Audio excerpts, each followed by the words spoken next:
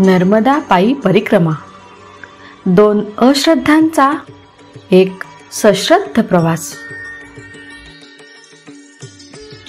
नर्मदा पायी परिक्रमा करताना आपण मैयाच्या कुशीत कसे बिनधास्त असतो याचे अनेक प्रसंग जसे आहेत तसे आणि स्वतःच्या भाषाशैलीत दैनंदिनी रूपाने लिहिण्याचा प्रयत्न केला आहे। नर्मदे हर। दैनंदिनी लेखक श्रीयुत वामन गरुड।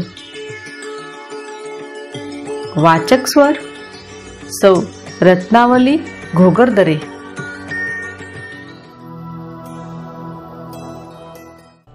दिवस 35वा, दिनांक 6 जानेवारी 2021, वार बुधवार।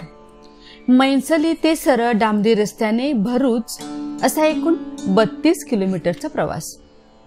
श्री अजित पटेल आणि त्यांच्या पत्नीच्या भरलेल्या डोळ्यांकडे न पाहता आम्ही निगरगट्टपणे सकाळी 6लाच त्या अंधारात कडाडल्या थंडीत हायवेने भरूचकडे निघालो आणि समोरच भला थोरडरला बोर्ड होता, भरूच 32 किलोमीटर। सकाळी 9लाच मुनी वसिष्ठ दंडवत घालत जाताना दिसले। आम्हाला पाहून त्यांना खूप आनंद झाला। आम्ही त्यांच्याशी थोडा वेळ गप्पा मारल्या, कमांडोलीतील पाणी प्यायलो, फोटो काढले आणि झटकन पुढे निघालो। आशुतोष आता चांगलाच सुराला लागला होता। डॉक्टरांच्या औषध आणि रात्रीची मिळालेली विश्रांती त्याला मानवली होती। वाटेत फक्त 2 ठिकाणी उभ्या उभ्या चहा घेतला, कुठेही बसलो नाही। खरं तर शक्य झाल्यास आम्हाला झाडेश्वर पर्यंत जायचे होते, म्हणून आम्ही न थांबता चालत होतो। दुपारी 3च्या दरम्यान भरूच शहराची हद्द आली। आम्हाला रस्त्यात एका रिक्षावाल्याने सांगितलं की दिलीप भाईंकडे कामनाथ मंदिरात जा, तिथे भोजन प्रसादी मिळेल। आम्ही थोड्या वेळात भुकेजल्या पोटाने आणि थकल्या शरीराने दिलीप भाईंना गाठलं।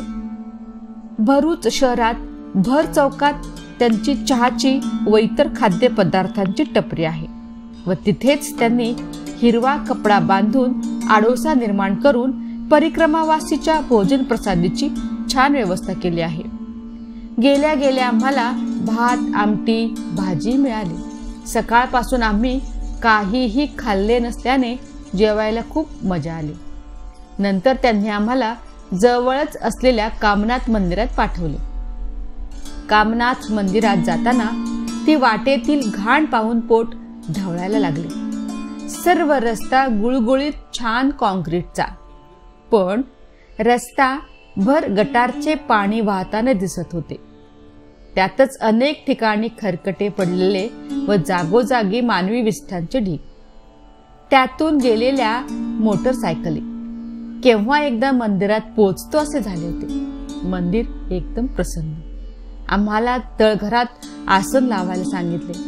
तळघरात ऊब होती, पण संडास बाथरूम आणि पाण्याची ठिकाणे जरा लांब व अडचणीच्या ठिकाणी असल्याने रात्री लघवीला जायचे झाले तर काय करायचे हा एक मला अवघड प्रश्न पडला होता। रात्रीच्या भोजन प्रसादीसाठी पुन्हा दिलीप भाईंच्या अन्नक्षेत्रात जाण्यासाठी जाताना व येताना पुन्हा नाक मुठीत धरून भडभडून येणारी ओकारी रोखत ते दिव्य करावे लागले।